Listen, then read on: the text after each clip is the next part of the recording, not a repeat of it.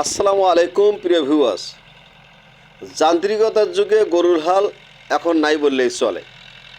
আজ সকালে দেখা মিলল এক কৃষক ট্র্যাক্টর দিয়ে জমি চাষার পরে গরুর হাল দিয়ে জমিতে মই দিচ্ছেন। আমরা সে ভিডিওটি আপনাদেরকে দেখানোর চেষ্টা করছি। আসলে গরুর হাল এখন পাওয়া যায় না, তো দেখা তো তেমন যায় না, প্রায় বিলুপ্তির পথেই বলা চলে। তো কৃষকরা এখন জমির উর্বরতা শক্তি ধরে রাখতে বিশেষ করে মই দেওয়ার কাজে এই গরুর হাল ছাড়া হচ্ছে না, জমি সোজা করা, সমান করা। আমরা এখন কথা বলবো এই যিনি মই দিচ্ছেন গরুতে, বেলাল ভাইয়ের সঙ্গে, দেখি উনি কি বলেন। হ্যাঁ মুরব্বিয়ানা ব্রেক দাও, ব্রেক দাও, তোমার কথা শুনে না, অল্পিয়ানা ব্রেক দাও। যে আপনি যে গরুর হাল এখন তো দেখা যায় না, আপনার নাম কি?